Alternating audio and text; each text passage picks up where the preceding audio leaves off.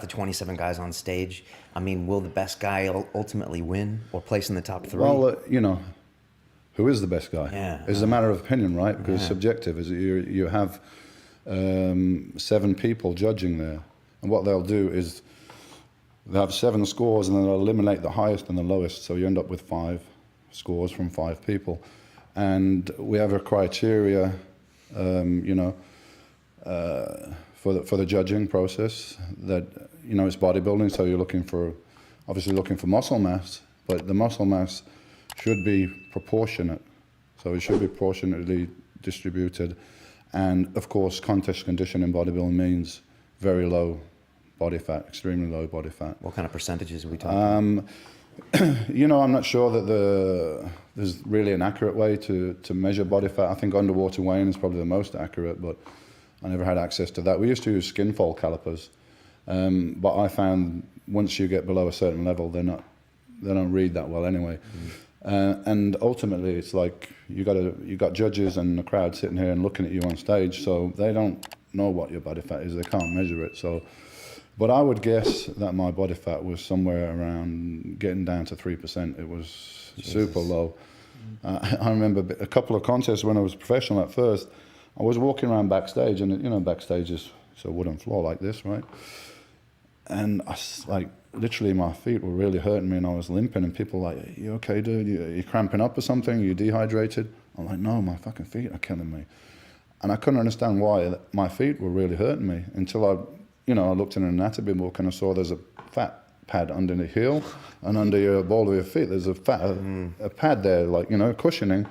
And I guess, you know, my body fat was that low that this pad of fat on my feet was actually getting depleted. How insane, you know? is that, dude? Guys, they're so dangerously low levels, aren't there? I mean, yeah, I mean, it's a temporary thing, though. You're not trying to maintain that for any period of time. That definitely wouldn't be healthy. You're peaking for a contest. Probably take 12 or 14 weeks of specific dieting and training to get your body fat down to that level. And trust me, it doesn't stay that long. It doesn't stay that low for long, you know. I mean, a week after the contest, most guys have gone up 10, 15 pounds easily. What was the one meal that you looked forward to the most, or what was the one you always wanted to eat the most at the end of the contest? Nothing exotic. It was usually a really good steak, which was, you know, all the contests are in the States, so you can always find a good steak there, right? Out here you can't, but in the States you can. Good basic steak and fries and a good ice cream and stuff like that, you know. But that's what I had, but you know, your mind plays tricks with you. I used to fantasize about all kind of strange food that I never really would eat, or even when I finished my diet, I don't want it now, but you know, because I guess because your dietary fat intake and so on is so low that you start craving spicy, fatty foods and stuff. And I used to have dreams, like I remember one day waking up and just in a panic in the middle of the night because I had a dream that I went downstairs and ate a load of sausages. I was like, no, I didn't really, did I? It wasn't possible. I didn't have sausages in the house, but you know, that's the kind of tricks your mind plays on you. And nighttime is very tough when you're dieting for a bodybuilding contest because it's hard to sleep properly. Because basically you go to sleep, your body wakes, you know, if your blood sugar drops below a certain level, it's like an alarm system. You got to wake up, you got to eat. So the sleep is very, you know, it's kind of broken sleep because you get that throughout the night. what's your diet like when you're cutting, like those last 4 weeks? Well, keep in mind that when I was competing, I was around 260, 270 pounds. So if I looked at my diet that I was eating for a contest, it's probably more calories than I eat on a daily basis right now. But we're talking about 4,000 calories.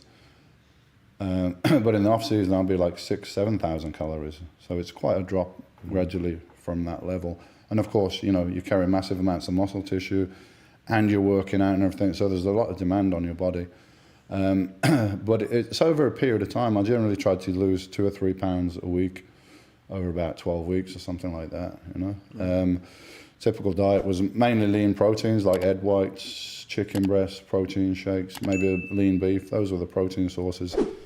And then the fats were fairly low. Some carbohydrates from oatmeal, brown rice, and a lot of vegetables, obviously, broccoli, spinach, things like that. A little bit of fruit, but not too much.